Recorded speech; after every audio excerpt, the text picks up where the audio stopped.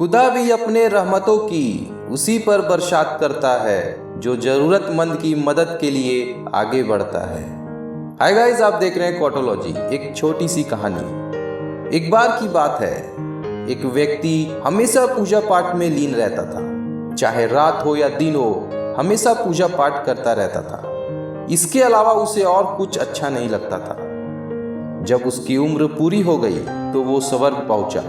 वहां उस आदमी को सोने का मुकुट दिया गया। उस सोने की मुकुट को लेने के बाद वे आदमी बहुत खुश हो गया। उसे लग रहा था कि सब मेरे भक्ति का फल है।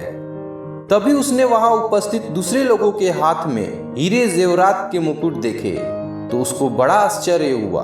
वो समझ नहीं पा रहा था कि आम लोगों को हीरे मुकुट कैसे दे दिए गए, जबकि इसने इतनी अधिक तपस्या की थी, हमेशा भगवान की पूजा करता था, उनकी भक्ति में लीन रहता था, फिर भी उसे केवल सोने का मुकुट दिया गया। वो आदमी इस बात का पता लगाने के लिए यमराज जी के पास गया और उनसे बोला कि प्रभु, ये कैसा भेदभाव है। मैंने पूरी जिंदगी भगवान की भक्ति करने में लगा दी, फिर मुझे सिर्फ सोने का मुकुट और इन लोगों को हीरे का मुकुट क्यों? उसकी बात सुनकर यमराज जी मुस्कुराए और बोले कि तुमने हीरे जेवरात दिए ही कहाँ थे जो तुम्हें यहाँ पर हीरे जेवरात के मुकुट दिया जाए। यमराज जी का ये जवाब उसे कुछ समझ में नहीं आया। वो बोला, तो क्या इन व्यक्तियों ने हीरे जेवरात दान किए थे? यमराज जी ने कहा, अरे तुम तो एक विद्वान संत होकर भी इतना नहीं समझ सकते।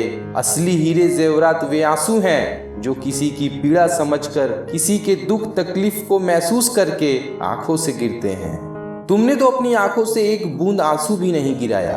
माना कि तुम ईश्वर की भक्ति में अत्यंत सुखी और खुश थे, लेकिन वो तो केवल तुमने अपने लिए किया। इसमें दूसरों के आंसू पोंछने और उन्हें खुशी देने का तुम्हारा कोई भी उद्देश्य नहीं था।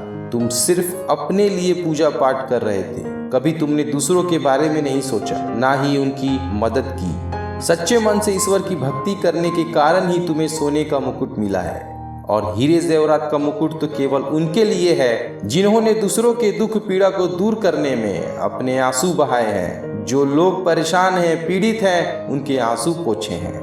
यमराज जी की यह बात उस व्यक्ति को समझ में आ गया कि मनुष्य का असली कार्य तो जरूरतमंद व असहाय लोगों की मदद करना है। जो लोग दुखी हैं, परेशान हैं, उनकी परेशानियों को बांटने में ही सच्ची मनुष्यता है। ऐसे व्यक्ति ही वास्तव में स्वर्ग में हीरे के मुकुट का हकदार हो सकता है। यह छोटी सी कहानी हमें बहुत बड़ी बात सिखाती है कि दूसरों से जलना छोड़िए।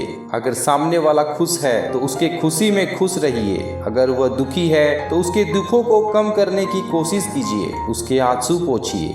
जब तक आप किसी की परेशानियों को, उनके दुखों को या किसी असहाय लोग जिनको आपकी जरूरत है उनकी मदद नहीं करेंगे, तब तक आप चाहे कितने भी बाबाओं के प्रवचन सुन लें, गीता पढ़ लें, कुरान, बाइबल, आपको मन की शांति कभी नहीं मिलेगी। भगवान भी उन्हीं की मदद करता है जो दूसरों की मदद करते हैं। अपने आजू बाजू देखिए, कोई असहाय लोग हैं जिनको आपकी जरूरत है, उनकी मदद कीजिए बिना स्वार्थ के। यकीन मानिए, आपका दिन बाकी दिनों से बहुत अच्छा जाएगा, अंदर से बहुत अच्छा फील होगा। जाते जाते यही कहूँगा, क्यों जमीन पर बैठकर आसमान देखता है, अपने पंखों को खोल, जमाना सिर्फ उड़ान देखता है।